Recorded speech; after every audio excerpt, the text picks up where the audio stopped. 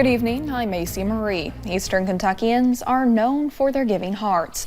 And in Floyd County, the Wheelwright community is stepping up to help one of their own. WYMT's Marianne Fletcher shows us how. Eastern Kentucky is full of tight-knit communities. It could be any of us. Intertwining family and friends as one. They're same as family to me. John Myers was using his wife's family's car when it burned to the ground in Wheelwright. Those who know him wanted to help. I come out to support the family for John. They're wonderful people. And many who didn't still pitched in for the cause. And that's what everybody needs to do. That's what the Lord would want us to do. After Debbie Thornsberry's son died, she says she knows all too well how this family feels. We didn't have anything, but they come together for us, so I know the feeling. Raising around $2,000 through selling more than 150 dinners. For the cause, it couldn't be for nobody no better than John and Tammy. Organizers say they sold dinners to more than just Floyd County folks. God is good, so there's no doubt in my mind that he ain't going to take care of them. A true testament of the bond between these county lines. In Floyd County, Marianne Fletcher, WYMT Mountain News. Organizers tell us they did not tell the family about the fundraiser until they were ready to present them with the money to buy that new car. They told the family around 5 o'clock this afternoon. We now know the name of the person killed in a Morgan County crash on Friday. Robin Holbrook was 58 years old. That crash happened near White Oak Road. Kentucky State Police say Holbrook was trying to pass a car when he hit another vehicle. A body was found in a rural part of Mingo County, West Virginia this morning. West Virginia State Police say the body was found in the Sprigg area just before noon. We do not know the person's name or the cause of their death at this time. We'll continue to update this story as we get more information.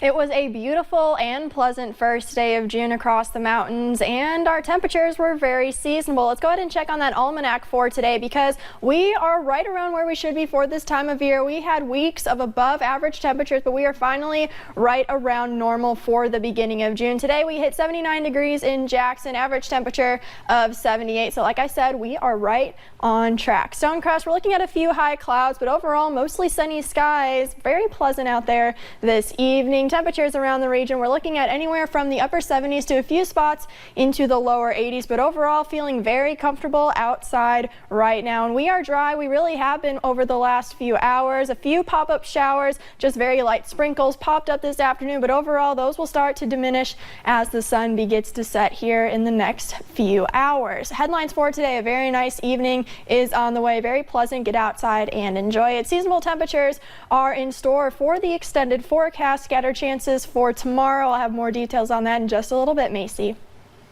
All right, thank you, Kelly.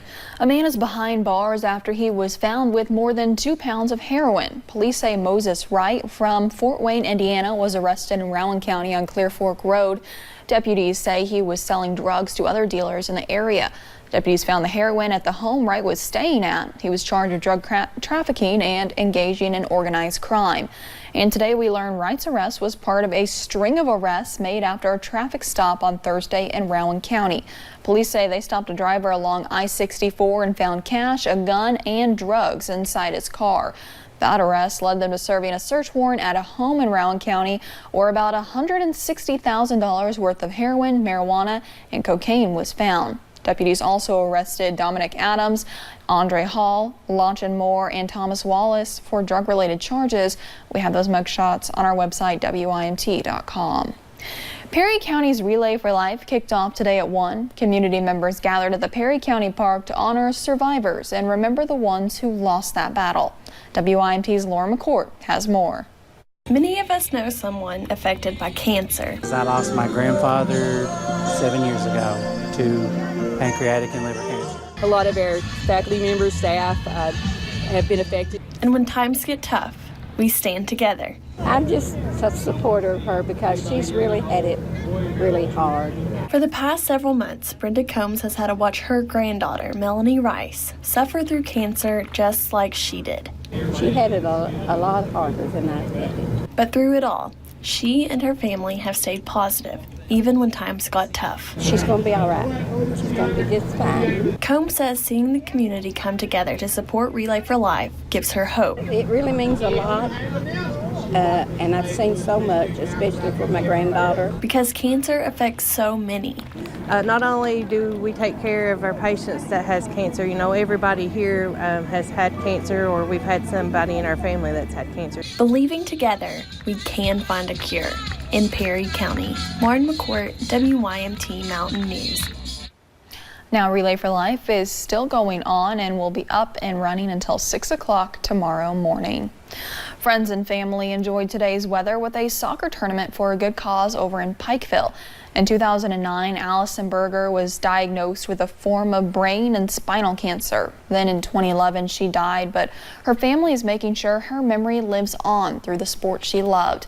Each player wore a shirt with her jersey number 17 on the back. Her father, Stephen, says this is the perfect way to not only remember her, but thank those who were there for her family during the difficult time. There were so many people that were there for her, and so many people that just supported her and helped us, and this is the greatest place on earth. Multiple businesses donated items for a raffle. After the tournament, those prizes were given out. All the money generated from the drawings goes straight to St. Jude's Children's Hospital.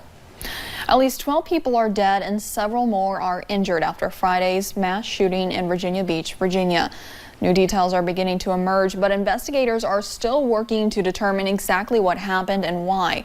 Steve Nance has the details. We will not be defined by this horror.